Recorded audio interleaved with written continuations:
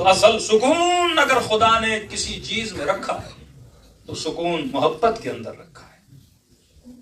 اب اگر سکون محبت میں ہے تو کتنا یہ خطرناک معاملہ بن جاتا ہے۔ محبت اگر غلط چیز سے ہو گئی تو سکون غلط چیز سے ملے گا، محبت اگر صحیح چیز سے ہو تو سکون صحیح چیز سے ملے گا۔ ایک بندہ ہے سگریٹ کا عادی، کوئی شراب کا عادی، کوئی گندی چیز کا عادی، عادت جب ہو جاتی ہے تو محبت ہو جاتی ہے نا۔ اب محبت ہو گئی تو اس چیز سے کیا ملے گا؟ سکون ملے گا۔ لیکن آپ سوال تو کر سکتے ہیں کہ مولانا اگر غلط چیز سے محبت تب سکون، صحیح چیز سے محبت تب سکون، تو دونوں میں فرق کیا ہوا؟ فرق ایک ہی ہے، غلط چیز سے سکون تو ملے گا پر وہ محبت ٹیمپریری ہے، ختم ہو جائے گی، چھن جائے گی۔ بیٹے سے محبت خدا نہ خواستہ چلا گیا، بے سکونی۔ بیوی سے محبت طلاق لے کے چلی گئی، بے سکونی۔ اولاد سے محبت 18 سال کے بعد چھوڑ کے چلے گئے، بے سکونی۔ ہاں، لیکن ایک ایسی محبت جو کبھی تجھ سے جدا نہ ہو، جو کبھی تجھ کے چھوڑ کے، تو بندہ دل و جان لگا کے کس سے محبت کرے گا؟ جس کا خدشہ ہے ایک دن چھوڑ کے چلی جائے، یا اس سے محبت کرے گا جو کبھی چھوڑ کے جانے والی نہیں۔ لوگوں نے یو کے اتنے کیسز ہیں، انہوں نے سوسائڈ کیسز کے دیے کہ مولانا میری بیوی، اب آپ کو پتا ہے سسٹم ایسا ہو کہ میری بیوی میرے دوست سے چلی گئی، بائی فورس ڈائیورس لے کے چلی گئی، بچے لے کے چلی گئی، کہ میں نے 2 یا 3 ٹائم سوسائڈ کیا ہے، اتنے سال ہو گئے میں ڈپریشن میں، کیونکہ بے تحاشا محبت بیوی سے کی نا۔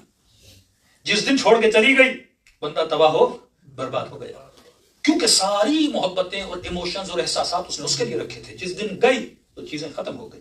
تبھی فرمایا نیچرل حد تک محبت کرنا، لا محدود اگر محبت کرنی ہے تو صرف خدا سے کرنا، صرف اہل بیت سے کرنا، کیونکہ یہ کبھی اگر یہ سارے بندھن اور رشتے تجھے چھوڑ کے چلے گئے، کوئی تو ہو جو تیرا ہاتھ پکڑے، کوئی تو ہو جو تیری تنہائیوں میں تیرا ہمراز ہو، کوئی تو ہو جو تیری تنہائیوں میں تیرا محبوب ہو۔ فرمایا وہی محبت خود۔ کتنی تکلیف ملی بی بی زینب کو، یعنی انسان کی سوچ اور برداشت سے باہر ہے۔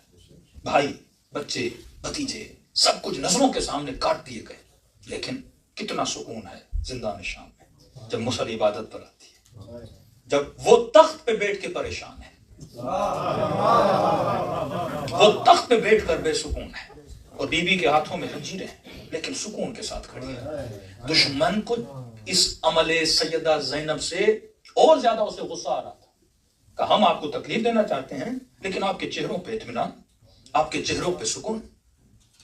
کہا ما رأیت الا جمیلا، میں نے حسن کے علاوہ کچھ نہیں دیکھا۔ تو جس رب کو میری نظروں میں گرانا چاہتا ہے، زینب نے حسن کے علاوہ اس رب سے کچھ دیکھا ہی نہیں ہے۔ یہ سکون جو ابی عبداللہ حسین کے چہرے میں، یہ سکون جو امیر المومنین کے چہرے میں، یہی سکون آپ کی زندگی میں آ سکتا ہے، لیکن صرف اپنی ڈائریکشن کو بدلنا ہے۔ اللہ تو ہر طرف ہے، قبلے کی طرف رخ کر کے نماز کیوں پڑھتے ہیں؟ کہ محبتوں کا قبلہ ایک بناؤ۔ یونٹی بھی تبھی بنتی ہے جب محبتیں ایک ہوتی ہیں۔ قوم تب بنتی ہے جب نظریے ایک ہوتے ہیں، جب عقیدے ایک ہوتے ہیں، جب محبتیں ایک ہوتی ہیں۔ کسی قوم کو توڑنا ہے، محبتیں توڑ دو۔ مثلا نیشنلزم کا کانسیپٹ کیا ہے کہ قوم ایک نیشنل ملک کے اوپر کیا ہو جائے، متحد ہو جائے۔ اس کو توڑنا ہے، آپ نیشنلزم کو توڑ کے پھر قوم پرستی کے اندر لوگوں کو ڈال دیں تو وہ قوم کیا ہو جائے گی، ٹوٹ جائے گی۔ اگر وحدت چاہنی ہے تو ایک ہی محبت پہ اگر قومیں جمع ہو جائیں تو وجود کے اندر کیا پیدا ہو جائے گا، سکون پیدا ہو جائے گا۔ سب بات بڑے محمد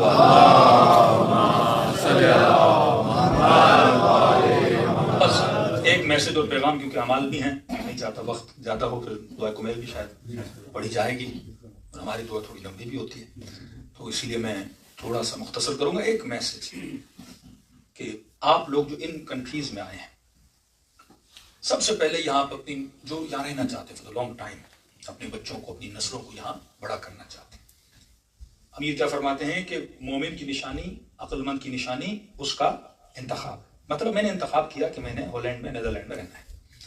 اب اگر یہ انتخاب اور اس انتخاب میں اگر بصیرت نہ ہو تو میری نسلیں تباہ ہو جائیں۔ انتخاب میں بصیرت، مثلا سردی کا موسم میں آپ کوٹ لیتے ہو، گرمی کے موسم میں آپ ویسا لباس لیتے ہو، گھر میں جانا ہے آپ اس کا پری پلان کرتے ہو، اس کا بندوبست کرتے ہو۔ لیکن افسوس ہے کہ معصوم فرماتے ہیں کہ جب امام کا انتخاب کرنا تھا اس نے عقل مندی سے کام لیا، لیکن باقی چیزوں کے انتخاب میں کہ بیوی کون سی لینی ہے، گھر کون سا لینا ہے، گاڑی کون سی لینی ہے، جاب کون سی کرنی ہے، وہ سارے انتخاب میں یہ عقل کے پیچھے نہیں چلتا، یہ صرف ہوا سے نفس کا تابع ہوتا ہے۔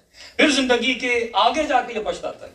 کئی لوگ ہیں آج کے مولانا بڑے خوش ہیں، لیکن بیٹے جب 16-17 سال کے ہوئے، ہم نے بزرگوں کو روتے ہوئے دیکھا کہ مولانا پوری زندگی انگلینڈ میں لگا دی، گھر بنا دیا، پیسے بنا دیا، میرے 2 گھڑے 40-50 کروڑ کی ملکیت ہے، کہ میرے بچوں کی تو نگاہ میرے پیسے میں ہے ہی نہیں، میرے بنائے تو اپنے لیے بنائے۔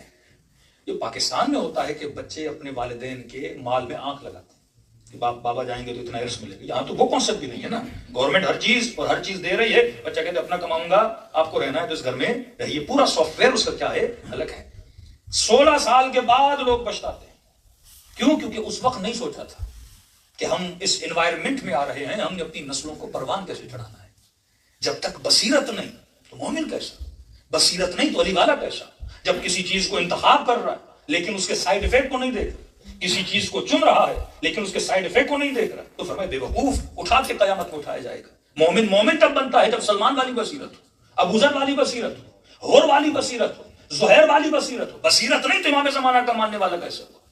یہ تو نہیں کہ صرف ہم آج عریضے لکھیں اور امام زمانہ کو یاد کریں اور اللہ جل جل کہیں اور مولا کہیں، تمہارے اندر بصیرت ہی نہیں ہے، تمہاری زندگی وہ نہیں ہے جو ہم سمجھ رہے تھے، اور جتنا علم تمہیں دیا کہ تم دنیا میں تو 100 بار سوچتے ہو، لیکن اپنی تربیت، اپنی ہدایت کہ نماز کی ہر رکعت میں یہ دعا کر رہے ہو اہدنا الصراط المستقیم، مجھے سیدھے راستے پر چلا، لیکن اس سیدھے راستے پہ چلنے کے لیے تم نے بندوبست کیا کیا ہے؟ کہ آپ دعا کریں کہ مثلا میرے ایوریسٹ پہاڑی پہ چڑھنا ہے یا فلاں جگہ پہ جانا ہے، برف پہ تودے پہ چڑھنا ہے، لیکن اپنے ساتھ گرم لباس لے کر نہیں جاؤ گے تو اس انوائرمنٹ میں کیا ہو جاؤ گے؟ مر جاؤ گے۔